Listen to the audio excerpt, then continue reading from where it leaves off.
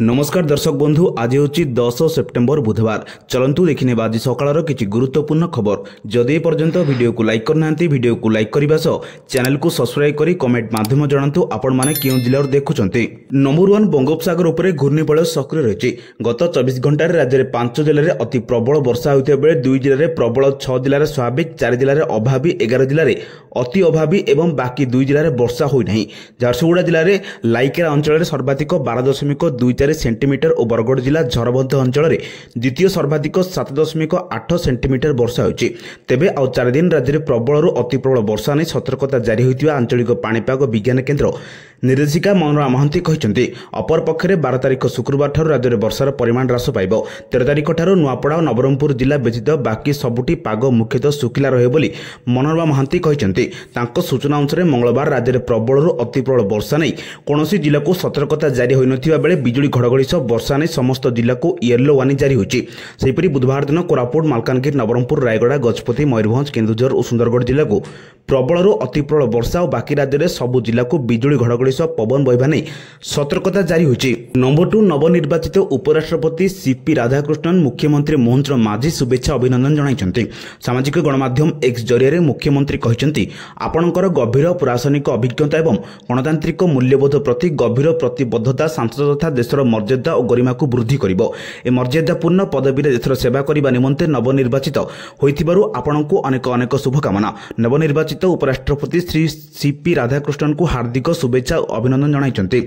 आपणकर गभीर प्रशासनिक अभिज्ञता एवं गणतांत्रिक मूल्यबोध प्रति गभीर प्रतिबद्धता सांसद तथा देशर मर्यादा गरिमा को वृद्धि करिबो। नंबर 3 केंद्र सरकार प्रधानमंत्री किसान मानधन योजना आरंभ करिसन्ति। एही योजना अनुसार योग्य चाषी माने 60 वर्ष बयस पर प्रति मासरे 3000 टंका पेंशन पाइबे। प्रधानमंत्री किसान मानधन योजना अनुसार 60 वर्ष बयस पूर्ण होगा पर चाषी माने मासिक 3000 टंका पेंशन पाइबे, अर्थात वार्षिक 36,000 टंकार आर्थिक सहायता मिलिबो। ए राशि बुढ़ा पारे चाषी मानकर आर्थिक चिंता को कम करिबार एक बा सहायता हेबो। केउं चाषी लाभ उठाई पारिबे ए योजना विशेष भाव छोट एवं सीमांत चाषी मानक पय आरंभ करा जायछि। एथिरे शामिल हेबा पय चाषी मानक बयस संबंधी शर्त पूरण करिबाकू हेबो।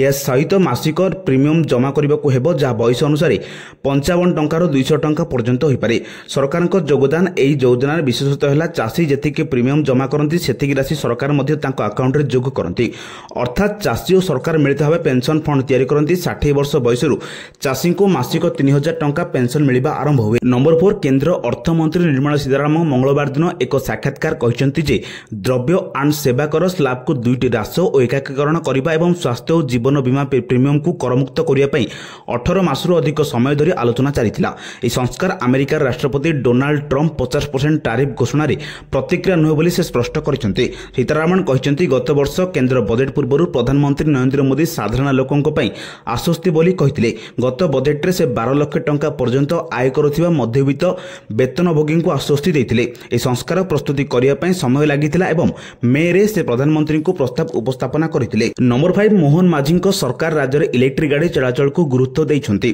2030 मसीहा शेष सुधा राज्य में 50% गाड़ी चलाचल करने को लक्ष्य रखिछन्ति। ए क्रम में सरकार नुआ ईवी पॉलिसी आनिछन्ति जहा द्वारा नुआ इलेक्ट्रिक गाड़ी किणुथिबा लोकन को प्रोत्साहन मिलिबो।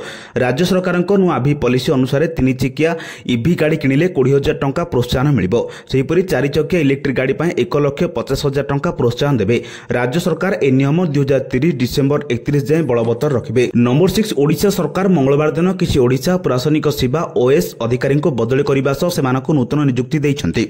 साधारण प्रशासन एवं साधारण अभियोग जीएएनपीजी विभाग सूचना एने विज्ञप्ति प्रकाश पाई। संग्राम शेखर पंडा ओएस एसएजी रजिस्ट्रार प्रशासन एमकेसीजी मेडिकल कॉलेज एवं हॉस्पिटल ब्रह्मपुर को बदली कर अतिरिक्त जिला मजिस्ट्रेट पदमपुर बरगढ़ भाव नियुक्त दी जाइछि। भारतीय नागरिकों सुरक्षा सहित 2023 धारा 14 उपधारा 2 अनुଯାयी प्रदत्त क्षमता व्यवहार कर राज्य सरकार संग्राम शेखर पंडा ओएस को बरगढ़ जिलार पदमपुर अतिरिक्त जिला मजिस्ट्रेट भाव नियुक्त देउछन्ति। उच्चशिक्षा विभाग युग्म सचिव दुख बंधु नायक मयूरभंज अतिरिक्त जिला मजिस्ट्रेट भाव में बदली कर नियुक्त दी जाइछि। भारतीय नागरिक सुरक्षा संहिता 2023 धारा 14 उपधारा 2 अनुଯାयी प्रदत्त क्षमता व्यवहार कर राज्य सरकार दुख बंधु नायक को मयूरभंज जिलार अतिरिक्त जिला मजिस्ट्रेट भाव में नियुक्त देइछन्ति। नंबर 7 हिमाचल प्रदेश बन्या एवं भूस्खलन प्रभावित अंचल आकाश मार्गरू परिदर्शन कले प्रधानमंत्री मोदी। हिमाचल प्रदेश में मंडी एवं कुल्लूर विपर्यय प्रभावित अंचल गुड़िक आकाश मार्ग सर्भे करिसन्ति। प्रधानमंत्री बन्या प्रभावित राज्य 1500 कोटी टंकार सहायता घोषणा करिसन्ति। Modi social media platform X रे एक पोस्ट शेयर कर लिखिं हिमाचल प्रदेश बन्या एवं भूस्खलन जो क्षयक्षति होता आकलन करने आकाश मार्ग सर्भे कली। यह कष्टकर समय आम लोकों सहित दृढ़ भाव में ठिया होइछु एवं प्रभावित लोकों सहायता जारी रखा समस्त प्रकार प्रयास करा जाउछि। नंबर 8 आसंता काली सुभद्रा समीक्षा बैठक। बाद पड़िले धनी महिला 3 विभाग को तथ्य मागिछि महिला और शिशु कल्याण विभाग, परिवहन, खाद्य जोगाण एवं स्वास्थ्य विभाग को मगाଯାଇଛି तथ्य। वाणिज्य और परिवहन विभाग को 4 चकिया थिबा महिला तथ्य मगाଯାଇଥିବା बेले स्वास्थ्य विभाग को मृत हिताधिकारी तालिका जांच करने को कुहाଯାଇଥିଲା। सेहिपरि धान बिक्री करुଥିବା महिला नारे केते जमी पंजीकरण होछि तार रिपोर्ट खाद्य जोगाण विभाग को मगाଯାଇଥିଲା। 3 विभाग रिपोर्ट आधार आसंता काली बसिबो सुभद्रा समीक्षा बैठक। या सह बाद पड़ुଥିବା योग्य हिताधिकारी को जोड़िया नहीं होई पारे निष्पत्ति। नंबर 9 आगामी खरीफ ऋतु ପାଇଁ रोडमैप प्रस्तुत होछि। चाषीଙ୍କ सुविधा को प्राथमिकता अंतर विभागीय समन्वय स्थायी मॉडल मंडी एबेठारु ପାଇଁ निर्देश दैछन्ति। पूर्व वर्ष अपेक्षा 29% अधिक चाषीଙ୍କ पंजीकरण होछि। लोकसेवा भवन स्थित सम्मेलन कक्षरे खरीफ 2025-26 ऋतु में फसल कर निमंते अंतः मंत्री स्तरीय कमिटीर प्रथम बैठक उपमुख्यमंत्री तथा कृषि और कृषक सशक्तिकरण मंत्री शक्ति मंत्री श्री कनकवर्धन सिंहदेव अध्यक्षतार अनुष्ठित होइछि। अनुष्ठित बैठक में चाषी सुविधा को प्राथमिकता देवा उपमुख्यमंत्री श्री सिंहदेव निर्देश देइछन्ति। एसहित एबेठारु अंतर्विभागीय समन्वय स्थायी मॉडल मंडी प्रस्तुत करने को बैठक में निष्पत्ति होइछि। आसंता नवेम्बर मास शेष आड़क खरीफ फसल प्रोक्यूरमेंट करने को सरकार योजना करिसेंति। तदनुसार रोडमैप प्रस्तुत चली। सरकार द्वारा 800 टंका अतिरिक्त इनपुट सहायता भाव मिलवा कारण बहु अणधान चाषी धान फसल पर आग्रह प्रकाश कर चलित वर्ष धान चाष करिसेंति। तेणु पूर्व वर्ष अपेक्षा नुआ चाषी पंजीकरण 29% वृद्धि घटी। यह व्यतीत धान क्रय परवर्ती परिचालना अधिक संख्यक गोदाम निर्माण करने को निष्पत्ति नियाଯାଇଛି। नंबर 10 आगक पार्वण ऋतु दुर्गा पूजा लक्ष्मी पूजा पर काली पूजा धूमधाम पालित होइबो। हेले एबेठु स्थानीय कटक रोड में ट्राफिक जंत्रणा असंभाळ हेलाणी। विशेषकर ए व्यस्तबहुल रास्तार रसुलगढ़ छक ठारू कल्पना छक मध्य नियमित भाव अनेक समय ट्राफिक जाम समस्या लोकों अत्यंत जंत्रणादायक होउछि। दैनिक संपृक्त रास्तार अबाध बेआईन गाड़ी पार्किंग, बेपरुआ भारीजान चलान सह केतेक असाधु व्यवसायी रास्ता अवरोध और अमान्य गाड़ी चालकों बेपरुआमी साधारण जनता बेस मुंड व्यथार कारण होइछि। एथिसह अमान्यक अवैध रंग रूट ड्राइविंग एपरी समस्या को आहरी जटिल करुछि। ए रास्तार रसुलगढ़ ठारू कल्पना छक मध्य बमिखाल, झारपदा, रिफ्यूज कॉलोनी, कटक रोड, पुराना स्टेशन बजार और बड़गड़ आदि पूजा मंडप प्रबल जनसमागम हेबार संभावना रही। संपूक्त पूजा मंडप संलग्न और निकटवर्ती संयुक्त रास्तार केतेक स्थान में अव्यवस्थित भाव निर्मित विशाल तोरण सांगक मिनी बजार पसरा जोगु सर्वसाधारण यातायात क्षेत्र में अवरोध कारण बाधा सृष्टि होबार अनुमान करा जाउछि। नंबर 11 कटक जिलापालक कार्यालय स्थित सभागृह में आज राजस्व और भू अर्जन संबंधी समीक्षा बैठक मान्यवर राजस्व विपर्यय परिचालना मंत्री सुरेश पुजारी द्वारा अनुष्ठित हो जाइछि। यह समीक्षा बैठक में जोगदे पूर्व सर्वेक्षण अनुसार वसुंधरा योजना अंतर्गत भूमिहीन परिवार को जमीपट्टा प्रदान, पूर्व प्रदान कर घरबाड़ी जमीर चिन्हट, शिक्षानुष्ठान गुड़िक जमीर नियमितीकरण, जंगल अधिकार आईन में प्रदान कर पट्टा बंटन, स्कीम बंदोबस्त और जंगल जमी अधिकारी अधिनियम अंतर्गत विभिन्न योजना आदि विषय में पुंखानुपुंख भाव आलोचना कर गोचर जमी रोकथिबा लोकों को थायतान कराइबा उपरे मान्यवर मंत्री गुरुत्व दे वृद्ध, असहाय और विभिन्न समस्या नहीं आसुथिबा लोकों समस्या गुड़िक उपर यथा समय सठिक कार्यानुष्ठान ग्रहण करने को तहसिलदार मानक निर्देश दिए। नंबर 12 केन्द्र परिवेश, जंगल एवं जलवायु परिवर्तन मंत्रालय पक्षर आज नुआदिल्ली में स्वास्थ्य वायु सर्वेक्षण पुरस्कार एवं आर्द्रभूमि सह मान्यता समारोह अनुष्ठित हो जाइछि। केन्द्र परिवेश, जंगल एवं जलवायु परिवर्तन मंत्री भूपेन्द्र यादव स्वच्छ वायु सर्वेक्षण श्रेष्ठ प्रदर्शन करथिबा सहर गुड़िक पुरस्कृत करिसेंति। 3 लाख कम जनसंख्या वर्गर ओडिशार अनुगुल मध्य पुरस्कृत होइछि। जातीय स्वच्छ वायु कार्यक्रम अधीन 130 सहर में एवं सर्वेक्षण कर जाइतिला। प्रधानमंत्री नरेंद्र मोदी 15 अगस्त 2020 में देशर 100टी सहर को प्रदूषण मुक्त करने लगी आह्वान देते। यापर मंत्रालय पक्षर जातीय स्वच्छ वायु कार्यक्रम अधिकारी कर जाइतिला। स्वच्छ वायु सर्वेक्षण 2025 में 13टी सहर भाग नहीं अत्यंत कठोर एवं बहुस्तरीय मूल्यांकन व्यवस्था पर श्रेष्ठ प्रदर्शनकारी सहर गुड़िक चयन कर नंबर 13 एशिया कप क्रिकेट प्रतियोगिता रे 17 संस्करण यूए रे आरंभ होइबो। उद्घाटनी मुकाबिला रे एकाठाकार शेख जायद क्रिकेट स्टेडियम रे दुई युव उदयनीय दल अफगानिस्तान हंगकंग मुहांमुही हेबे। उभय दल पंचम थर लगी 1984 मसीह आरंभ होइतिबा ए बहुराष्ट्रीय प्रतियोगिता रे हंगकंग प्रथम थर लगी अफगानिस्तान चतुर्थ थर लगी खेलिबे। पदार्पण वर्ष दृष्टि किंतु हंगकंग प्रतिपक्ष अफगानिस्तान दृष्टि अधिक अभिज्ञ रही। हंगकंग 2004 मसीह एवं अफगानिस्तान 2014 मसीह प्रथम थर पर एशिया कप खेली। एणु अफगानिस्तान यह मैच फेवरेट दल भाव पड़िया ओह्लैब। भारत निज मैच 10 तारिख यूए सह खेली अभियान आरंभ कर 14 तारिख में पाकिस्तान और 19 में ओमान सह खेल। नंबर 14 उत्कल विश्वविद्यालय कैंपस अणछात्र को बाहर करने पर लगी रही उत्तेजना। अणछात्र हटाइबा आड़ छात्र मानक हैरान कर अभियोग आनी वीसी ऑफिस घेराव कर विश्वविद्यालय କିଛି ଛାତ୍ର ଓ ପୁରାତନ ଛାତ୍ର ବିଶ୍ୱବିଦ୍ୟାଳୟରେ ଶୈକ୍ଷିକ ବାତାବରଣ ଫେରାଇ ଆଣିବା ସହ ମିଶନ ଅଲ୍ ଆଉଟ୍ କରିବାକୁ ଦାବି କରିଛନ୍ତି ଛାତ୍ର। ଏଥିସହ ଜବରଦଖଲ ଉଚ୍ଛେଦ ଭଡ଼ାରେ ଲାଗିଥିବା କ୍ୱାର୍ଟର୍ସକୁ ଖାଲି କରିବା ସହ କାର୍ଯ୍ୟାନୁଷ୍ଠାନ ନେବାକୁ ଦାବି କରିଛନ୍ତି। ଛାତ୍ରଙ୍କ ଦାବି ପୂରଣ ସହ ବିଶ୍ୱବିଦ୍ୟାଳୟରେ ମିଶନ ଅଲ୍ ଆଉଟ୍ କାର୍ଯ୍ୟକାରୀ କରିବାକୁ ପ୍ରତିଶ୍ରୁତି ଦେଇଛନ୍ତି ଭିସି। କ୍ୟାମ୍ପସରେ ଉତ୍ତେଜନା ଲାଗି ରହିଥିବା ବିଶ୍ୱବିଦ୍ୟାଳୟର କିଛି କର୍ମଚାରୀ କ୍ୟାମ୍ପସରେ ମେହେନ୍ଦି ପାର୍ଟି କରିଥିବା ଭିଡ଼ିଓ ଭାଇରାଲ ହେଉଛି। ଏହାକୁ ନେଇ ବିଶ୍ୱବିଦ୍ୟାଳୟ କର୍ତ୍ତୃପକ୍ଷଙ୍କୁ ଘେରିଛନ୍ତି ଅସନ୍ତୁଷ୍ଟ ଛାତ୍ର। ମେହେନ୍ଦି ପାର୍ଟି କରୁଥିବା କର୍ମଚାରୀଙ୍କ ବିରୋଧରେ ଦୃଢ଼ କାର୍ଯ୍ୟାନୁଷ୍ଠାନ ନେବାକୁ ଦାବି କରିଛନ୍ତି। ତେବେ ଏହା ତଦନ୍ତ ଚାଲିଛି ଓ ରିପୋର୍ଟ ଆସିବା ପରେ କାର୍ଯ୍ୟାନୁଷ୍ଠାନ ନିଆଯିବ ବୋଲି କହିଛନ୍ତି କୁଳ ସଚିବ। ଗତକାଲି 10 ପ୍ଲାଟୁନ୍ ଫୋର୍ସ ପୁଲିସ ଉପସ୍ଥିତିରେ ଛାତ୍ରାବାସରେ ରହୁଥିବା ଅଣଛାତ୍ରଙ୍କ ରୁମ୍ ଉପରେ ଚଢ଼ାଉ ହୋଇଥିଲା। 200ରୁ ଅଧିକ ରୁମ୍ ତାଲା ଭାଙ୍ଗି ଭିତରେ ଥିବା ଜିନିଷପତ୍ରକୁ ବାହାରି ଫୋପାଡ଼ି ଦେଇଥିଲେ କର୍ତ୍ତୃପକ୍ଷ। ରୁମ୍ରେ ନୂଆ ତାଲା ପକାଯାଇଥିଲା। ନମ୍ବର 15 ଲଦାଖର ସିଆଚିନ୍ ଗ୍ଲେସିୟର୍ସରେ ଏକ ବିରାଟ ହିମସ୍ଖଳନ ହୋଇଛି, ଯେଉଁଥିରେ 3 ଜଣ ଭାରତୀୟ ସୈନିକ ଶହୀଦ ହୋଇଛନ୍ତି। ତେବେ ଏହା ହେଉଛି ବିଶ୍ୱର ସର୍ବୋଚ୍ଚ ଯୁଦ୍ଧକ୍ଷେତ୍ର, ଯେଉଁଠିକି ସୈନିକମାନେ 60 ଡିଗ୍ରୀ ଥଣ୍ଡା, ପ୍ରବଳ ପବନ ଏବଂ ବରଫ ଭିତରେ ଦେଶର ସୁରକ୍ଷା କରନ୍ତି। ଆଉ ସେମିତି ଏକ ଜାଗାରେ ହିମସ୍ଖଳନ ଘଟିବା ସହିତ ଦେଶର ଯବାନ ଶହୀଦ ହୋଇଛନ୍ତି। ସୂଚନା ମୁତାବକ ଏହି 3 ଜଣ ସୈନିକ ମହାର ରେଜିମେଣ୍ଟର ଥିଲେ। ସେମାନଙ୍କ ଭିତରୁ ଜଣେ ଗୁଜରାଟ ହୋଇଥିବା ବେଳେ ଅନ୍ୟ 2 ଜଣ ଉତ୍ତରପ୍ରଦେଶ ଏବଂ ଝାଡ଼ଖଣ୍ଡର ଥିଲେ। ତେବେ ହିମସ୍ଖଳନରେ 5 ଜଣ ସୈନିକ ଫସି ରହିଛନ୍ତି, ଆଉ ଜଣେ କ୍ୟାପ୍ଟେନକୁ ଉଦ୍ଧାର କରାଯାଇଛି। ଜାଣି ରଖିବା ଉଚିତ ଯେ ବର୍ତ୍ତମାନ ସମୟରେ ସିଚାଇନ୍ରେ ହିମସ୍ଖଳନ ସାଧାରଣ କଥା।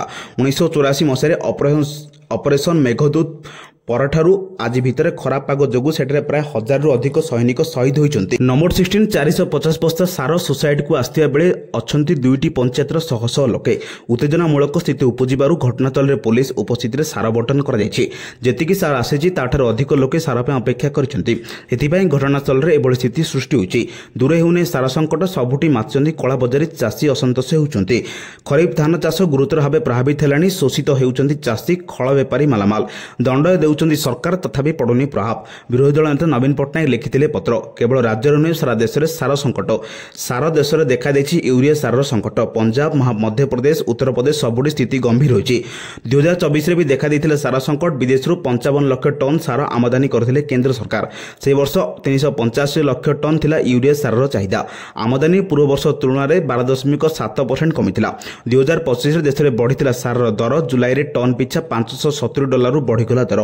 $630କୁ ଛୁଇଁଗଲା ସାର ଟନ୍ ମୂଲ୍ୟ। ଆନ୍ତର୍ଜାତୀୟ ବଜାରରେ 30% ଦର ବଢ଼ିଲା। ନମ୍ବର 17 ବଜାରରେ ସୁନା ଦର ହୁ ହୁ ବଢ଼ି ଚାଲିଛି। ଭୁବନେଶ୍ୱର ବଜାରରେ ଆଜି ପ୍ରଥମ ଥର ପାଇଁ 22 କ୍ୟାରେଟ୍ ସୁନା ଦର 10 ଗ୍ରାମ ପିଛା 1 ଲକ୍ଷ ଟଙ୍କା ଟପି 1,01,100 ଟଙ୍କାରେ ପହଞ୍ଚିଛି।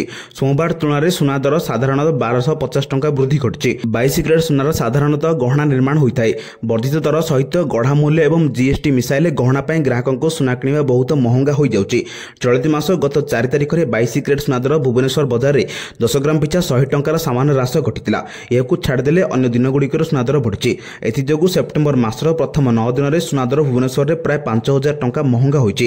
ସେହିଭଳି ଭୁବନେଶ୍ୱର ବଜାରରେ ମଙ୍ଗଳବାର 24 କ୍ୟାରେଟ୍ ସୁନା ଦର 10 ଗ୍ରାମ ପିଛା 1360 ଟଙ୍କା ବୃଦ୍ଧି ଘଟି ରେକର୍ଡ 1,08,930 ଟଙ୍କାରେ ପହଞ୍ଚିଛି। ପ୍ରତିଶତ ହିସାବରେ ଲେଖିଥିଲେ ସେପ୍ଟେମ୍ବର ମାସର ପ୍ରଥମ 9 ଦିନରେ ସୁନା ଦର 4.17% ବଢ଼ିଛି। ନମ୍ବର 18 ପ୍ରାକୃତିକ ସୌନ୍ଦର୍ଯ୍ୟରେ ଗନ୍ତାଘର ଚିଲିକା ହ୍ରଦର ପରିବେଶଗତ ଅବଜନିଗତ ନମ୍ବର 18 ପ୍ରାକୃତିକ ସୌନ୍ଦର୍ଯ୍ୟର ଗନ୍ତାଘର ଚିଲିକା ହ୍ରଦର ପରିବେଶଗତ ଅବନତିଜନିତ ପରିସ୍ଥିତି ସମ୍ପର୍କରେ ଓଡ଼ିଶା ପରିବେଶ ସମିତି OES ଆଜି ମୁଖ୍ୟମନ୍ତ୍ରୀ ମୋହନ ଚରଣ ମାଝୀଙ୍କ ଦୃଷ୍ଟି ଆକର୍ଷଣ କରିଛି।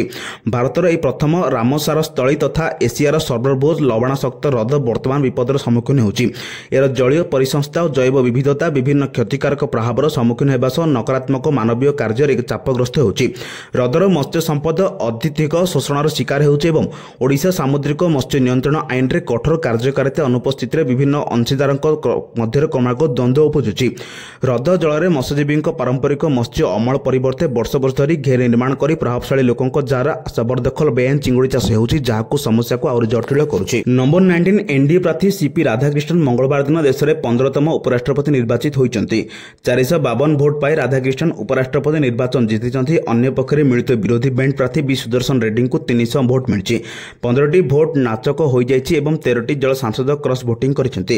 ରାଧାକ୍ରିଷ୍ଣନ୍ ଓ ରେଡ୍ଡୀଙ୍କୁ ମଧ୍ୟରେ ହୋଇଥିବା ପ୍ରତିଦ୍ୱନ୍ଦ୍ୱିତାରେ 98%ରୁ ଅଧିକ ସାଂସଦ ସେମାନଙ୍କ ମତଦାନ କରିଛନ୍ତି। ଭୋଟ ଗ୍ରହଣ ପୂର୍ବାହ୍ନ 10ଟାରୁ ଆରମ୍ଭ ହୋଇ ସନ୍ଧ୍ୟା 5ଟାରେ ଶେଷ ହୋଇଥିବା ବେଳେ ମତଦାନ 98.2% ରହିଥିଲା। 14 ଜଣ ସାଂସଦ ଭୋଟ ଦେବାରୁ ବିରତି ରହିଥିଲେ। ଇଲେକ୍ଟୋରାଲ କଲେଜରେ ମୋଟ 781 ସାଂସଦ ମଧ୍ୟରୁ 767 ଜଣ ନିର୍ବାଚନରେ ସାମିଲ ହୋଇଥିଲେ। ନମ୍ବର 20 ଏଥର ହେଲିକପ୍ଟରରେ କେଦାରନାଥ ଧାମକୁ ଯାତ୍ରା କରିବେ ଶ୍ରଦ୍ଧାଳୁମାନଙ୍କୁ ମହଙ୍ଗା ପଡ଼ିବ। ଉତ୍ତରାଖଣ୍ଡ ବେସାମରିକ ବିମାନ ଚଳାଚଳ ବିକାଶ ପ୍ରାଧିକରଣ ହେଲିକପ୍ଟର ଭଡ଼ା 49% ବୃଦ୍ଧି କରିଛି। ବେସାମରିକ ବିମାନ ଚଳାଚଳ ମହାନିର୍ଦ୍ଦେଶାଳୟ ଚୂଡ଼ାନ୍ତ ଅନୁମତି ଦେଲେ ନୂତନ ଦର ସେପ୍ଟେମ୍ବର 15ରୁ ଲାଗୁ ହେବ। ଅନୁମତି ପାଇବା ପାଇଁ ହିଁ ସେପ୍ଟେମ୍ବର 10ରୁ IRCTC ୱେବସାଇଟ୍ରେ ଅନଲାଇନ୍ ଟିକେଟ୍ ବୁକିଂ ଆରମ୍ଭ ହେଉଛି। ନୂତନ ଭଡ଼ା ହାର ଅନୁସାରେ ଗୁପ୍ତ କାଶୀରୁ କେଦାରନାଥ ପର୍ଯ୍ୟନ୍ତ ରାଉଣ୍ଡ ଟ୍ରିପ୍ ଭଡ଼ା 12,444 ଟଙ୍କା ସ୍ଥିର କରାଯାଇଛି। ତେବେ ଫାଟାରୁ ଭଡ଼ା 8,900 ଟଙ୍କା ଏବଂ ଶିରସିରୁ 8,500 ଟଙ୍କା ହେବ। ପୂର୍ବ ଗୁପ୍ତ କାଶୀରୁ ପ୍ରାୟ 8,500 ଟଙ୍କା ଏବଂ ଫାଟା ଏବଂ ଶିରସିରୁ ପ୍ରାୟ 6,500 ଟଙ୍କା ଟିକେଟ୍ ଉପଲବ୍ଧ ଥିଲା। ଏହାର ଅର୍ଥ ହେଉଛି ଯାତ୍ରୀମାନଙ୍କୁ ପୂର୍ବ ତୁଳନାରେ ପ୍ରାୟ 4ରୁ 5,000 ଟଙ୍କା ଅଧିକ ଦେବାକୁ ପଡ଼ିବ। UCAD CEO ଆଶିଷ ଚୌହାନ କହିଛନ୍ତି ଯେ ଯାତ୍ରୀଙ୍କ ସୁରକ୍ଷାକୁ ଧ୍ୟାନରେ ରଖି ଏଥର ହେଲିକପ୍ଟର ସେବାର ବୈଷୟିକ ଉନ୍ନତି କରାଯାଉଛି। ଚାରିଧାମରେ ଅଟୋମେଟିକ୍ ୱେଦର ୱେଷ୍ଟର୍ନ ସ୍ଥାପନ କରାଯିବ, ଯାହା ପାଗ ବିଷୟରେ ସଠିକ୍ ଏବଂ ବାସ୍ତବ ସମୟ ସୂଚନା ପ୍ରଦାନ କରିବ।